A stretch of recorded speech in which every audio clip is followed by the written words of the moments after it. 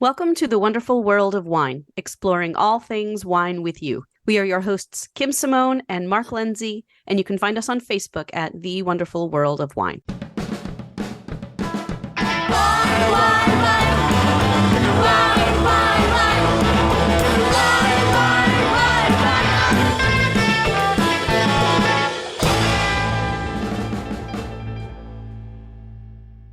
Hello, everyone, and welcome to the wonderful world of wine. This week, Mark and I are here with our special guest, David Morrison from Wine Gourd. So he has a blog that I personally have been reading for years. We've been loving doing some interviews with writers in the wine world, and we are very excited to have David on the show today. David, how are you? Thank you. I'm fine. It's actually the middle of the night here sort of thing, but I'm still wide awake and working away. And where are you joining us? Where are you joining us from? At the moment, I'm in Sweden. My wife is Swedish, so at the moment I'm in Sweden. And you don't sound Swedish. I don't, because I spent the first 45 years in Australia. There we go. I didn't even say hi to you, Mark. How you doing? Yeah, hi, Kim. Just want to welcome David to the show. Always, like you said, a longtime reader of David's work, and I thought it would be interesting for our listeners to get to know him a little bit. So first, David, can you just tell our listeners a little bit about your background and how you got into this wine blog? Well, thanks for inviting me in for a chat. I'm quite happy to talk about myself. Actually, I'm a biological scientist. I've spent most of my professional life in universities. I'm teaching biology and researching and things. And I actually used to run a blog as part of the work I was doing for that, because we were promoting a new data analysis technique in evolutionary biology. And when I sort of retired from that, I was wondering what to do with myself. And I thought, well, maybe I should continue with a blog of some sort. And I've always been interested in wine. And it suddenly occurred to me that maybe looking at data in the wine industry, sort of in the broad sense, most of the blogs are often about wine and things like that, or complaining about government regulations and that sort of thing. I thought it might be interesting to look a bit more at the information in the wine industry and see what sort of patterns you can find. And that was it, really. There's nothing particularly special about it. What happens, I write one post a week, and whatever happens in that post is what I found during the previous week, usually. I don't usually get ahead of myself or anything. But, that's about it, really. It's just a retirement activity that gives me something to do one day a week. Kim and I are always saying there's so much data in the wine world, and we always tell the listeners there's always good stuff, there's always bad stuff. How do you separate the real data versus the marketing place data? And do you just report all that you see of both sides, or do you have specific sites you get your data from? The data can come from anywhere, although some places are better than others. Reports come out and things like that. Separating the stuff out is usually very straightforward, because you read the text that goes with it. And it's usually very obvious when these people are promoting something. They write in a particular manner. And as a scientist, that doesn't work with me. So as soon as I see something like that, I say, okay, well, I don't know if I trust this data, or these data, rather. Whereas other stuff, when they're actually quoting data and giving you the source of the information and things like that, then I'll always have a look at it. Sometimes it's not very interesting, and sometimes you think, well, this is actually really quite worth looking at. And sometimes it's a lot of work trying to extract the interesting stuff, and sometimes it's very, very easy. Just give it to you. But my stuff is, I like, for example, drawing graphs and things like that. Drawing a picture of the data, which the original is often not in. It's a table of some sort with a bunch of numbers. And I don't know about anybody else, but looking at numbers takes me a long time to work out what the pattern is. Whereas if I look at a picture of it, it's much quicker and much easier. I think that's one of the standout things about your blog. Not only is the content different, because as you said before, there aren't a lot of blogs or websites or what have you out there that take this look at data and putting it together and then sort of making extrapolations from that. You're not writing descriptions of wines, things like that. You're doing this whole different thing. And I think one of the things that I most enjoy about it is those graphs and the drawings and those representations of what you have been researching and what you've come across, because it really does make it much more, I feel like, way for us, the consumer, to kind of digest the information and make it all kind of make sense to us. Well, thank you for saying that, because that's my objective. So it's nice to know there's at least one person who is getting what I'm doing. But I mean, the blog posts vary very much in the number of readers there are. They vary from like 200 people to 20,000. So clearly there's a lot of variation in what people find interesting or worth spending their time on. I just do it for my own interest, so it doesn't worry me whether it's 200 or 20,000. And you cover so many different subjects, which, like Kim was saying, is so interesting. Can you just talk to us about wine and health, David? A lot of talk and trending lately on healthiness of wine. What has data shown you as far as wine and health worldwide, such as sulfites, etc.?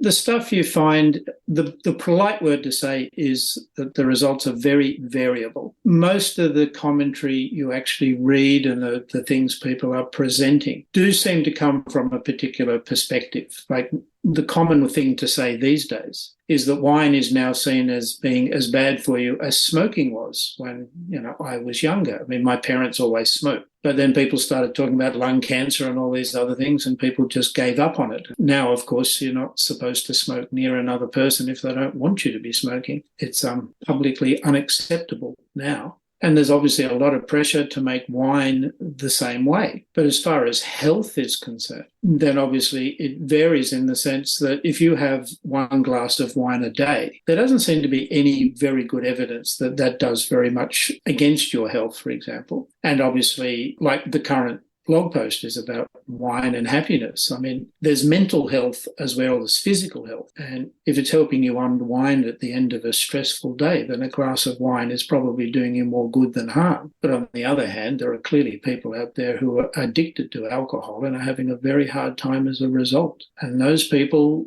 their health is pretty bad as far as you can see from the data. But as a scientist, it's very hard to do an experiment on this. All you can do is collate data and hope that you get some information out of it. To do an experiment on it, you'd have to force some people to have wine and take wine away from other people and things like that, the sort of things you do in a science laboratory. And I just don't think you can do that. It's not socially acceptable to behave like that. We can dream up the experiments, but we could never do them. I think that's the bottom line for me. Is your science background kind of what made you go this path for a blog? I know you said you always liked wine, but it seems like there's this sort of natural inclination, I think, to look at all this data.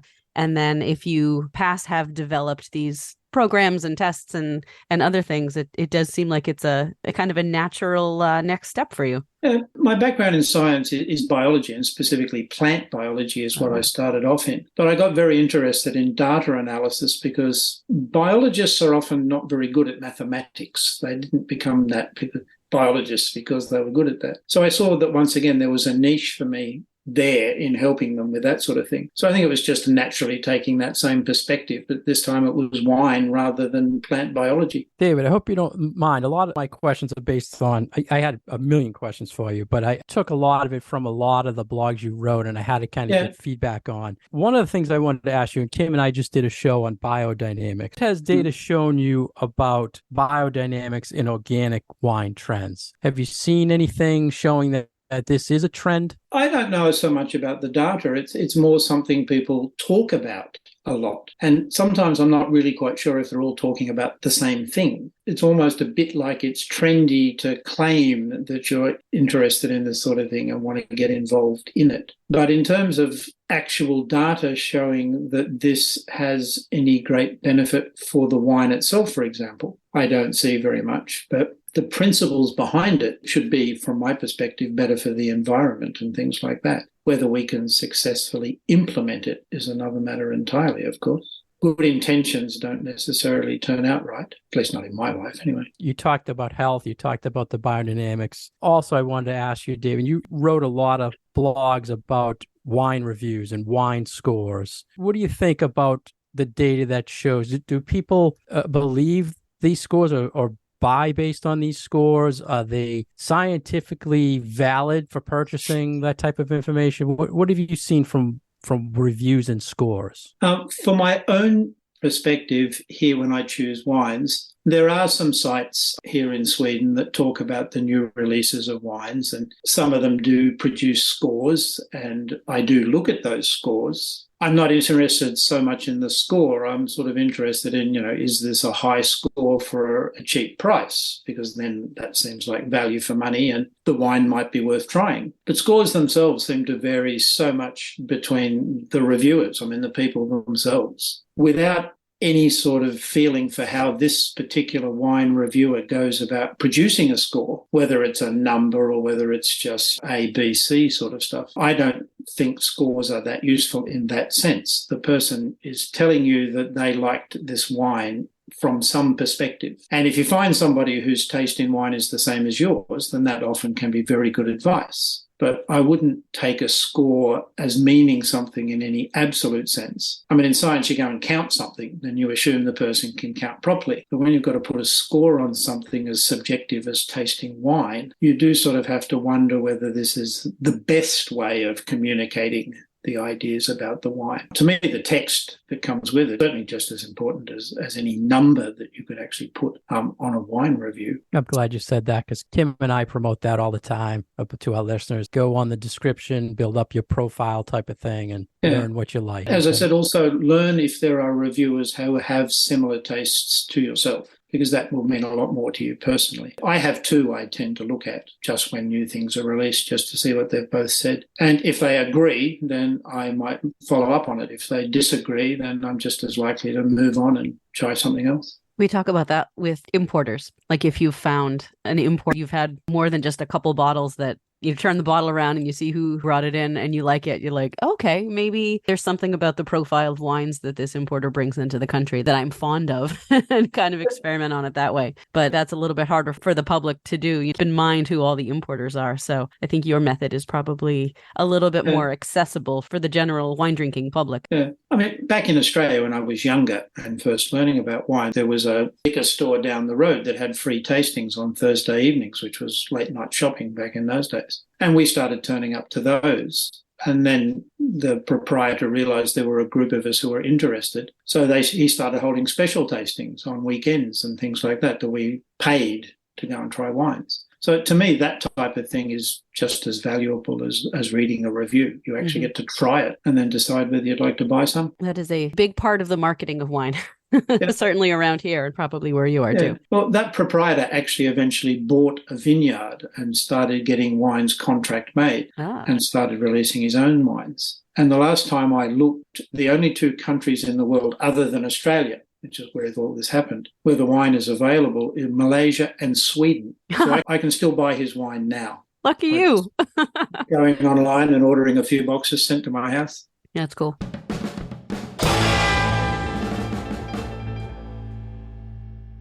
You're listening to The Wonderful World of Wine, and we are your hosts, Mark Lindsay and Kim Simone. Today we have a special guest, David Morrison. He is from the Wine Gourd. You can see his blog on winegourd.blogspot.com. If you want more information about Kim, you can go to her website at commonwealthwineschool.com. If you want more information about myself, please go to franklinliquors.com. You can find us on Facebook at The Wonderful World of Wine, and our past episodes are around SoundCloud and iTunes. Welcome back. We're here talking the wine world with David Morrison and his blog, and asking him a lot of questions about data he sees and things he writes about. And David, one of the things I wanted to ask you is Kim and I are big on promoting small wineries in the world. In the United States, we have the wine wall, and we try to teach people 90% of what you see is these big, huge corporations. Is that just a U.S. thing that these companies dominate the wine shelf space, or is that something that's worldwide? Is it like 90% of the shelf space in Sweden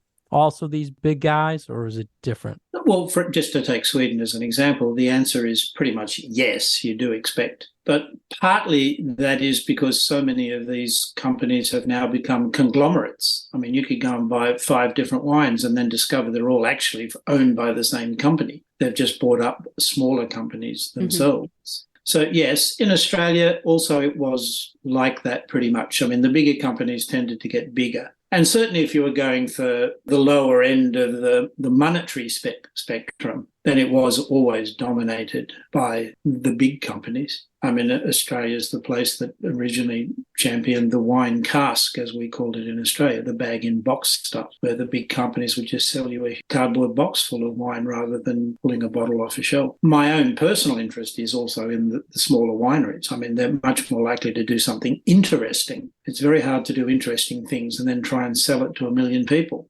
You've got to do it on a much smaller scale. And as somebody who's interested in wine, that, of course, is of interest itself. We talk a lot about the consistency of some of those larger brands and how sometimes it's almost more of a recipe than it is an agricultural product that changes from vintage to vintage. Okay. And that's, I think, one of the other things that, like, the numbers come into play when you're looking at how a wine is made and what are the percentages of either a grape variety or the changes that have to be made to the juice itself or to the wine itself in order to get that consistent product. Yeah, I mean, I would say consistency is their number one criterion, but also, of course, being consistent at a certain price point. Mm-hmm.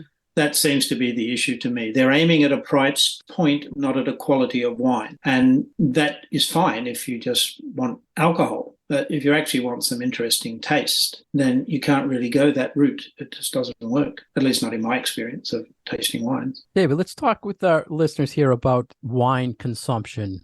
Are you seeing globally wine consumption is down? We're hearing a lot about the climate and all these areas getting impacted with production. Are you seeing things with consumption, people not as interested in wine or consuming as much wine? It's certainly all the data that is currently being reported is saying volume is down, but quality is probably up in terms of interest in the marketplace. And therefore, I mean, there's an article I read today, is that the biggest company up in Washington state there is going to reduce its production by 40%, and therefore 10,000 acres of vineyard must disappear because they're not going to buy the grapes anymore. Yeah, things like that. Is that Chateau Saint Michel? Yeah, that's it. That's the one. I sometimes miss some of these names because I'm not familiar with them here, either in Australia or Sweden, for that matter. But I mean, it's that type of thing that, you know, that's what's being reported, and they're quoting numbers and they're being very clear about what it is that has to happen, that there has been for several years oversupply, and it's not economic for them to produce more wine in that marketplace. So I tend not to write about that too much because it gets a bit depressing, really. If you're writing a wine blog, writing about the demise of the wine industry doesn't sound like the way to go, really. I'll have to find a different blog. We don't like to be doom and gloom when it comes to wine either. Well, not if you're trying to sell it in a shop, you know. Well, there's that too. Or teach about it, which is what I do on my side of the business. Yes, I noticed when I first read up on the store that you were promoting education as a big thing, which is, you know, a good idea, I think. Yeah. It's one of the things that I feel like, especially for the retail segment of our market, is that really need to differentiate yourself. And one of the ways that Mark does that is through education at his store. Yeah. Kind of jumping off of that, what's been one of the more surprising things that you have learned by looking at some of the data research that you've done? Has anything like jumped out at you recently that surprised you? Not that I immediately think of. Sometimes you think you're hoping there might be something here, so you look at it and it's not quite as clear as you were hoping it would be, and things like that. It's probably, to me, just this idea that people are still blaming the pandemic and all that sort of stuff. But it seems to me that it's probably bigger than that I think people misunderstood the sort of declines in consumption and things like that. They originally attributed it to less social outings and things like that because we all had to isolate from each other, not to have the infection spread. And that has just created a new social environment. But I think when you actually look at it, it's possibly more than that. There has been a latent trend there for a while. And I've spent a bit of time trying to think about how to show that, you know, in some way in the blog, but I haven't really come across anything yet. Kim actually asked the same exact kind of question I was going to ask you about if it was anything that surprised you. But I also added on my note, I wanted to ask you if anything has shocked you in the data that you saw that you had to research a little bit more because you couldn't believe what you were seeing. Have you ever had that happen? Not when writing the wine blog. In science, yes, but not in the wine industry. Maybe I've just become a cynical old man or something and nothing surprises or shocks me anymore. That's interesting because Kim and I always go back and forth that we see an article and we're like, this is wrong. Like, this can't be true. I know we do that all the right? time. And it usually ends up being some marketing material from somebody. I'm like, aha, that's why. No, I've noticed a lot of comments of that type, not just in the wine industry, but elsewhere as well. My wife and I are buying a new car. And, the guy said, look, they tell me that this will take a month for the car to come in, in the colour you've chosen and things. And he said, don't believe a word of it. This will be at least 2 months for the company I work for to produce this car for you. And, that sort of thing, I think, shocks me because it's his own company he's saying this about. But I think he's probably right. I think he knows what he's talking about. Well, you said earlier that you have instances where you can tell the difference between what someone's putting out as marketing. And I think a lot of times Kim and I see those tricks and we kind of report that to our listeners that, we saw this article, but keep in mind it was promoted by the person who wants this issue promoted. So are you seeing a lot more of that where people are putting out things in favor of promoting material, and product? I wouldn't say I'm seeing more of it. It's just something I've always seen. And maybe once again, it's the science background because we couldn't write like that in science. You'd never get your papers published. I mean, nothing would ever happen. Right. So we know not to write like that. So it does become very obvious to us when people in the commercial world are doing that. It stands out very much to us. So I don't think I'm seeing any more of it. But I certainly see it. I see more of it than I want to. When in doubt, ask a scientist. That's what I would do. Yeah. I still know some. Even though I'm retired, I still know some. What's the story behind the name, David, of the blog? I don't know how easy it is to explain, but in Swedish, wine and vine are the same word, vin. So you can't tell what the person's talking about, the grapes or the wine, without working out the context. But in Swedish, a farm is the word gård. It's not spelt the way it is in the blog. But a Wine Gourd is therefore a vineyard. So I just thought to myself, just from the sound of it, why don't I take Wine Gourd and make it Wine Gourd, since vin and wine are the same word? And then, because there is such a thing as a wine gourd, and then I went and found a picture with an elderly man with a wine gourd and a younger woman, and used that as the picture on the blog. But it was just that, trying to think of something different to what everybody else is doing. Not everybody can call their blog fermentation and that sort of stuff there. You have to think of something. Right. It wasn't quite desperation, but when I thought of it, I thought, okay, I can stop thinking about this now. That'll work. And how long has it been since you started it? Oh, you're asking an elderly man to think this. 8 years, 7, 8 years. I know you have a good amount of articles on the blog, so. Yeah. I do one a week. I mean, regularly. If I'm going to be away on holidays, I write a couple of extra ones ahead of time so that they appear on time. So I've never actually missed any, irrespective of what's ever happening. Wow. And it was the same with my previous blog as well, the science one. I mean, people take you seriously if you're being regular, is what happens. As a scientist in the wine world, what's your thoughts on AI in the wine world? You think that it's going to impact things like people who do blogs and reviews, and how you think AI is going to scientifically impact the wine world? Well, first of all, I don't think you can avoid it. It is the way things are going. So the question is more, how do you make it work for you in whatever it is you're trying to do? I read an article today where someone was saying, basically to winemakers, and small vineyards and things like, saying, well, you're going to have to take the time to learn about this sort of stuff because this is what your customers are going to be expecting. And therefore, you need to start putting a bit of effort into this. And also, it's not as hard as you think it is, was the point of view of the article. So its impact in that sense is that it's going to be a lot of what we get. I don't like it personally. I have no interest in it at all. It started to come in when I was still a professional scientist, and scientists were very wary of it because, we're supposed to be intellectuals. We don't need artificial intelligence. We have our own native human intelligence, and that's what we're being paid for, as professionals. So in that sense, I don't get into, a lot of this modern stuff of that type. My wife's always on her mobile phone and things like that. And my mobile phone is an old flip-top thing that does absolutely nothing except make phone calls and send SMSs. That's how old I am. I thought you'd have like the latest technology.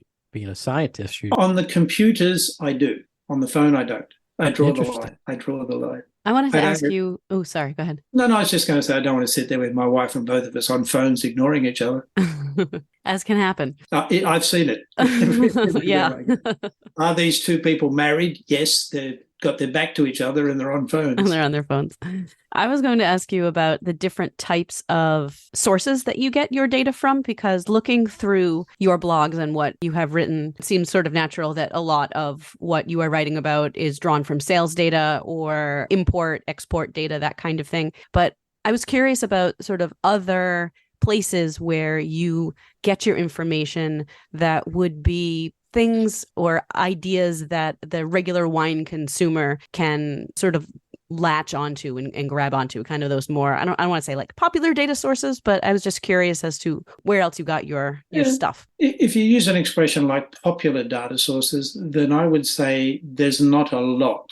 Mm-hmm. Because there are other people who do a bit with data and things like that. And they're doing the same sort of thing as I'm doing. You sort of try and go to the original unreadable source and extract the interesting stuff from it. Obviously I get drawn to a lot of this stuff because someone does write a comment. I mean, you go, was it Wine Industry Insights or something like that with its daily list of publications and things like that. I mean, I always look through it and see whether they've got a link to something that sounds interesting to me and things like that, those types of things. But I don't know that I have anything really to recommend to the general wine buying public as something that would help them. It's more a matter of finding a wine communicator who is writing the sorts of things or drawing your attention to the sorts of things that you find interesting. And it seems like that's what you're doing. So that was part of my inspiration for doing it. I said, well, there's not too many people doing this sort of thing. So at least it would be useful for me. Yeah. But you put it together in a nice cohesive way. And I feel like you do a good job of getting that information across to just a casual reader so that we really do get what is important from the information that you're looking at. Yeah, well, thanks for saying that, because it's something that is at the front of my mind when I'm actually writing down the post itself, which is always the last thing I do. I sit down and say, okay, now imagine you're a perfectly ignorant person on this topic. What have you got to explain to them to have them understand it? And it usually takes several goes going through the draft to realize you've missed something really obvious that you had to say. So I go through them several times, so I give myself time to be able to do that. I'm glad if you're saying it's paying off. You have one of those blogs that when it pops up on my feed of wine things, I know it's going to take me a couple of reads to kind of gather most of the information. I'm not as scientific as you. I need to read it a few times, unlike some of the other stuff that's out there. But you really surprised me in September. You wrote Snake Wine blog. Yeah. What was behind that? I just came across it and I thought, if I was reading about wine, this is one that would attract my attention. So I thought, well, you've got to do it. So I just did it, almost like for the hell of it, just to do something slightly different to what I've always done. Yeah, it was really I remember seeing that one style. too. Yeah. It wasn't one of the most popular posts, but it did okay. It's just interesting how it excited you to write about it. So that's a good thing. So I liked it. No, I try and be as broad as I possibly can is my approach to thinking about wine from the blog perspective. Is there any one specific wine topic or trend that when you see it, you are really excited about writing about it?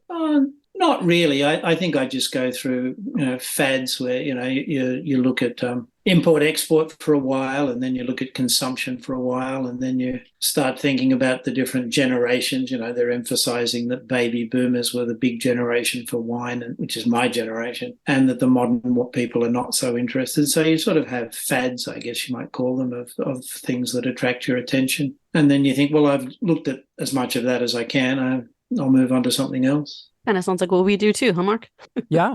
I mean, look at the trends, and there's a few things that, are kind of on our radar for a while, and then they go away, and then we get something else. Not in the depth that David does at all. But... No, but I have a reason for doing it. You talked about production in the world. To me, every year I see France, Italy, Spain, they're always battling back and forth. Do you think people are really interested in that data? Like, we know, people who are in the wine world know these are the big producers, right? Does anybody really care if who's number one every year? I don't think the general public does. I mean, the interest they're trying to create in that, just at the moment, from the things I've seen, is that some countries are going down while others are still going up in terms of production. But also they're showing more of an interest in the difference between sort of volume and value, that, the countries that have the biggest volume are not the ones necessarily making the biggest amount of money out of it. Spain has been accused, of course, of producing massive amounts of very cheap wine, whereas a lot of the really expensive stuff comes out of France and so on.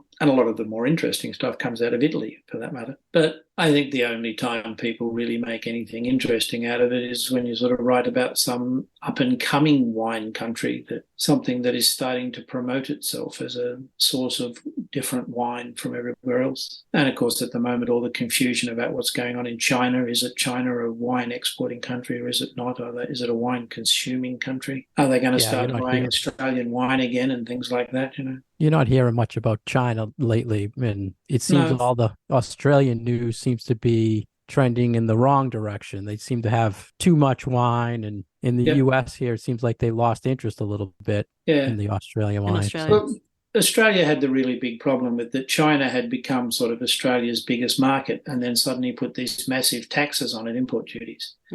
And therefore it plummeted, and that had a huge effect on the Australian wine industry. They've now got to work out what to do with all this wine. Did that have to do with the energy, the coal situation? No. A very senior politician fairly early on in the pandemic said that China should be officially investigated because the pandemic started in China. And it was clearly just a political reaction to that, saying, we didn't create this and we don't want you looking into it. Yeah, I had heard something about it was pure selling all the coal to China, and then the rest of it sort of followed on from that. Yeah, that the follow-on effects in other industries and things like that. It wasn't just wine. Wine was the one they attacked first, and they're only just now talking about forgiving the Australians for this and doing something about adjusting matters so Australians can sell wine there again. The Australians the politicians and things are certainly sounding optimistic about what comes next, which they haven't done for years. So, David, as a scientist, we talk about climate change in the wine world. You concerned what you're seeing with climate and impacts in the wine world? It depends on what the concern is. I mean, clearly the impact is that the places are changing in terms of what wines they can make and make well. That you can probably still have the same range of wines that we have now. They're just not going to come from the places they have traditionally come from. And if the wine industry can adapt itself to or adjust itself to that situation, then it shouldn't have a huge impact globally, but will clearly have very large impact locally, because the people will have to change the sort of wine they're making or stop making wine at all if they can't produce wine that's saleable. That seems to be the biggest issue, that the global industry doesn't change, but the locations do change. And that, of course, directly affects the people who are in the wine industry. And consumers having to change their buying habits and their whole understanding of what they're drinking and what they think they like or what they like and all of that. Well, that gives you something to educate them about. Yeah, absolutely. Yeah, we've actually been thinking about this one for a while. It's like, well, we have new grape varieties that are being developed all the time, and how is that going to change what people are drinking, and how do we get people to understand that it's time to buy these wines, instead of just sticking to what you have been drinking. Yes. If you like this sort of wine, you now have to buy it from over here rather than from over there. Right. Or don't even think about a grape variety, but if you think you like this style, here we go. I can't pronounce half the names of the grape varieties. David, thank you for taking the time to talk to Kim and I and our listeners, and keep up the good work with the blog. I enjoy it. Kim enjoys it, and that's why we had to have you on the show and let the listeners know about you. So thank you very much. Yeah, well, thank you for showing an interest in what I've been doing and things like that. I'm glad you have been enjoying yourself, and I hope I can keep providing things for you that you will continue to find interesting, and your readers or customers and things will find interesting. Mark is a little bit of a data nut, so I can see why he was excited to talk to you. Well, I noticed the website does list that he has a bit of a background there before moving into wine sales and things. Your background, Mark? Well, I was in clinical engineering, so as an engineer, I used to have some concerns about numbers and stuff, but now I'm into drinking wine. Once upon a time. Yeah. we move on, like David moved on to yeah. wine blogs, right? Oh, yeah. No, if you do the same thing for your whole life, I think you've probably got a pretty boring life. True, true. So thank you, David. Appreciate it. Okay, then.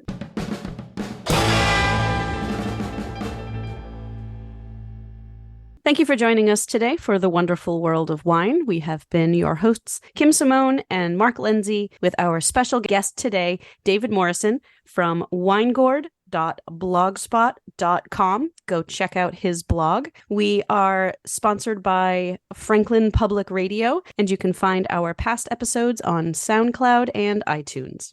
Cheers. Cheers, everybody. Wine, wine.